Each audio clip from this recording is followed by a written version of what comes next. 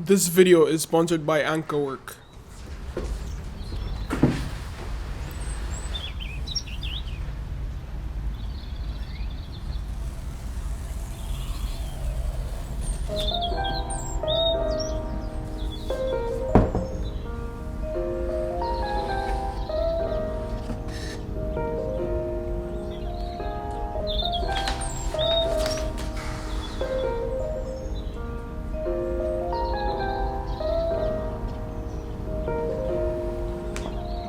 Honestly, my desk setup is always changing, and I would be lying if I said this was the final form, but here's my new minimal productivity desk setup featuring the Apple Studio display.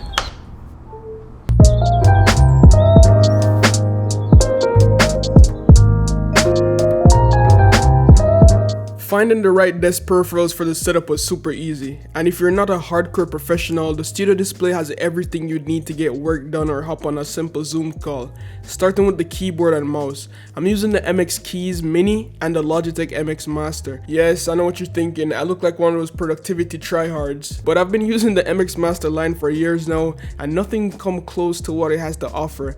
The keyboard is super compact and easy to type on, very portable. The mouse, on the other hand, is just the most comfortable productivity mouse I've ever used, packed with tons of features from custom button mapping to having the luxury to pair up to 3 different devices, and also the scroll buttons are just so smooth. The desk I'm using is from Autonomous and it's their Smart Desk Pro. Seeing that my studio display doesn't have height adjustments, the motorized desk comes in clutch to adjust to the perfect height.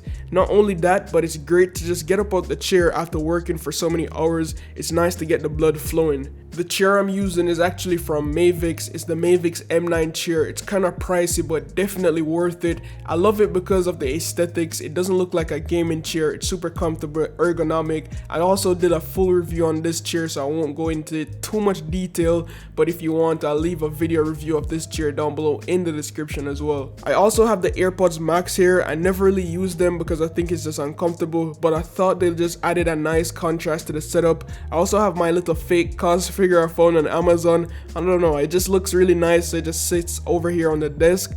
Over to the left side, I have an Aki lamp for some ambiance and some warm, cozy light at night. It comes in real clutch. Besides that, it's just a typical YouTuber IKEA plant I have right here in this little clear vase. Powering the entire setup though is my 14-inch M1 Pro MacBook, and I've done a day in the life with this MacBook before, so if you want to see how it look and me putting it through the paces, you could check out the day in the life video in the playlist.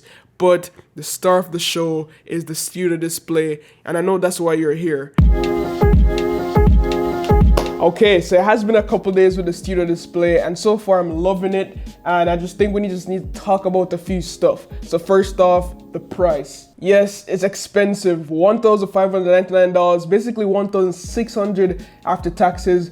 Not a lot of people want to dish out that cash, but is it really justifiable? Is the color accuracy great? How does the speaker sound? Is the webcam nice? So let's talk about that. And before we jump into all that as well, here's some brief specs overview of this display. So what makes the studio display different is not only does it look good, but it also has the A13 Bionic chip inside, and that's the same chip Apple used inside the iPhone 11, which in turn produces a better camera quality and the speaker performance is enhanced. That's what Apple said. So the display comes in at 27 inches, gets up to 600 nits of brightness, has True Tone technology, and also a P3 wide color gamut, but you don't get HDR and you don't get that ProMotion 120 Hz display. For $1,599, you don't get that stuff, all right? Not even 90 Hz. Apple was like, nope, you're getting 60 Hz. And I think the reason that Apple did this is because they're probably gonna release another display, probably costing $2,500 with 120 Hz ProMotion and all that stuff, detachable cables. You know, it's Apple, so just be on the lookout. If you don't really need this display, just chill. So in terms of connectivity, they have like a couple ports around the back, 3 USB-C ports and 1 Thunderbolt 3 port, I think, which fast charges my MacBook, and I'm comfortable with all the ports. I wouldn't mind having like a SD card slot at the back somewhere, or maybe even a headphone jack, but my MacBook basically has those ports already. But I can see where people might feel uncomfortable not having those ports if you're not using it with a MacBook. Now, one thing I don't like about this display is that the cord at the back, I don't really want to move it right now, but this cord right here, it's not removable as far as I know. The fact that I also have to pay around $400 extra to get height and tilt adjustable stand is really annoying. So basically, the stand I have right now, guys, if you could see it right here, all you could do is swivel it. You can't lift it up or down. And to me, that's just like, bro, you know what I'm saying? If you wanted to have a VESA mount compatible display, you only have one option. So if you wanted VESA mount, you could get that for technically free, but you wouldn't have the option to have this stand. It just comes with the VESA mount adapter, and if you wanted to use this stand, you couldn't. So it's either. You have to choose this stand, choose the height adjustable one. This is just the tilt. You could choose the height adjustable, $400 extra, or just choose the VESA mount. So you just can't have the best of both worlds with Apple. It's either. Come on, bruh.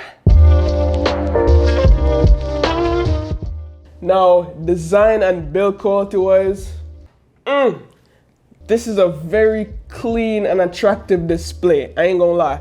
The aluminum exterior, squared off angles. If you look around the monitor, you can see that there's no buttons anywhere around this monitor. So the only way to actually control it is by using a MacBook or a Mac Studio, aka Apple trapping you into the ecosystem. And I'll tell you why you're getting trapped into the Apple ecosystem a little bit down in the video. So if you guys didn't know by now, the Studio display also has a built-in camera right up here, and it's a front camera. It has 12 megapixels. It's a very wide camera though, I must admit, and that brings features like center stage, which works really well. Center stage basically tracks my movement and always just ensures that I'm in frame wherever I go, and this is how it looks. So yeah, in my testing, it's kind of scuffed because as I was moving the screen recording device that I was using, which is like the built-in screen recorder on Mac, seems to be glitching out in Premiere Pro. But basically, as you can see, center stage just follows me wherever I go. I also took a picture using Photo Booth, and this is the results. Alright, so now I'm in Photo Booth, and this is the quality you get in Photo Booth. It's not center stage over here. I also have some studio lights on right here, so if I turn the studio lights off, that's what it looks like. What do you think about the quality from the webcam? Let me know down below in the comments. Also, the microphone is coming straight from the Studio display. So yeah, in my humble opinion, I don't think the built-in webcam on the Studio display looks that great. So I think having a dedicated webcam is the way to go. And the one that I'm using is from AnkerWork. It's their B600 video bar. The Studio display is wide enough to fit this webcam comfortably. I like that Anker is bringing something unique for people who are working from home and just wanted like an all-in-one solution for video conferencing. I've been using it for about a month now, especially with my 14-inch MacBook Pro. What makes it special is that it's a webcam that has a cover, and it houses a bicolor soft LED light and protects the 2K camera sensor as well when not in use. This webcam has a very wide field of view of 95 degrees, and don't worry, you won't miss out on center stage here because this webcam has self-frame feature that follows me wherever I go in the frame, and it's perfect for video, and it looks something like this as well. It also comes with the AnkerWork software, which has a bunch of settings you could play around with, like intensity of the light bar, the image settings, but I rather just use the touch functions on the webcam itself to turn the lights on or off, or even to mute it. It also has a touch slider to control the brightness as well, which is really neat. And if you thought we're done, nah. This webcam has a dual stereo speaker system, 4 mics to deliver and pick up sound, and it's actually pretty good, especially for speakers coming from a webcam. It's very easy to set up, and I have it plugged into my USB-C ports at the back of the Studio display. If you want it, first links down below in the description, and thanks to AnkerWork for sponsoring today's video.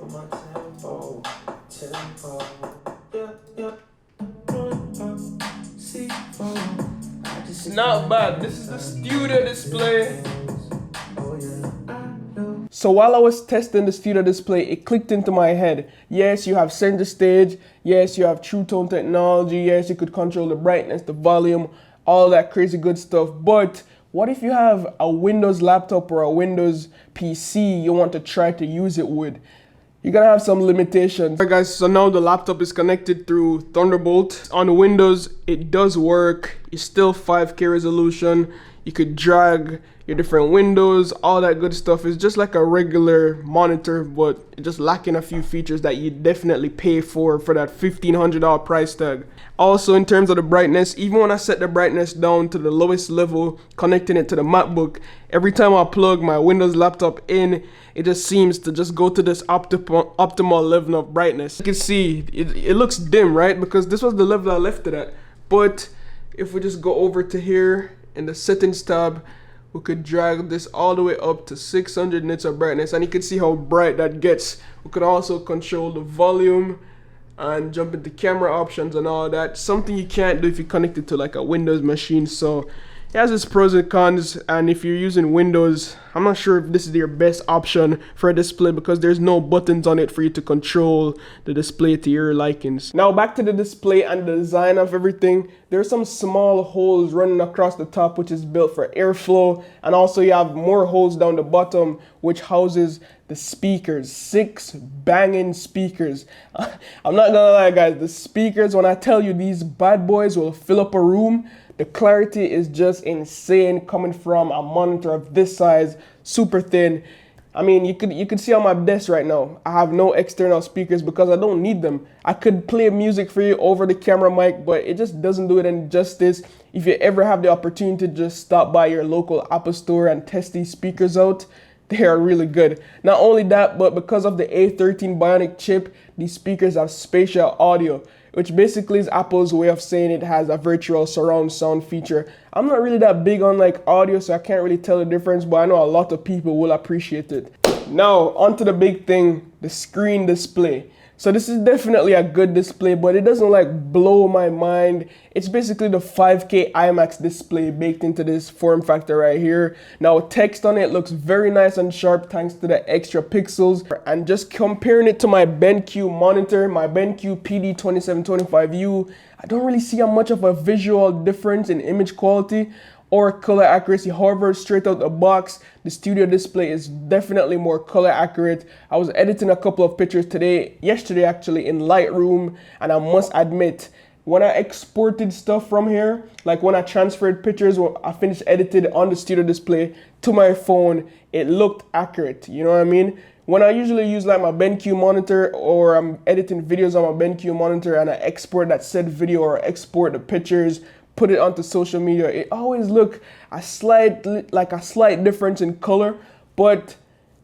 studio display is spot on with color accuracy, man. Like I don't know what they did to it, but it's very color accurate. So for everybody wondering, it looks good. Like the blacks are deep, the white is nice, very good contrast, very vibrant, sharp. You can't go wrong with it, you know what I'm saying? As I'm a person who uses laptops and I usually use a second monitor, the studio display for me looked like the perfect choice, especially because it's 5K. I've never had a 5K display before, and I could definitely see those pixels coming into play. It has the 12 megapixel webcam, 6 stereo speakers, A13 Bionic chip inside. Like you actually have to update. Your monitor would have software updates, you know what I'm saying? So it's good, man, but even with all those smart things, it turns out that it's not really a smart purchase if you have a budget or you're just not so deep into the Apple ecosystem. The webcam, as I said before, it looked okay. The screen quality looks good, but I don't know about $1,600 good. You do have a couple competitors like the LG 5K Ultrafine, but I think the only difference between this monitor and the LG Ultrafine is how it looks, and also the speakers coming from this display and the stuff like True Tone technology and like working with the Apple ecosystem and all that stuff. But I really think what you're paying for with the Apple Studio display is the Apple tax, the Apple logo on the back, the looks. This is probably the most beautiful display I've ever seen. It looks good anywhere you put it. It's super clean. Just take a look at this, guys. You know what I'm saying? This is what you're paying for right here. The build quality, how sturdy it is. It won't shake. Like, that's where the money is going to. But in terms of like how it looks, I'd be perfectly fine using one of my old BenQ monitors for video editing. I've been using it for years, and look, I'm at over 180,000 subscribers now, so it doesn't really matter the tools you have. Yes, it's nice to have, but is it really worth $1,600? I don't think so. I think it's worth $1,200 at max, you know. But let me know what you guys think down below in the comments. Will you be picking one up? It was a quick look overview of my desk setup and also a deep dive into the studio display. If you guys have any thoughts on like what I should add or take away from my desk setup, let me know down below in the comments. And if you made it this far, add green plant to the comment that you have, so I know you guys made it this far. And as always, love, peace, and tweaks. Signing out.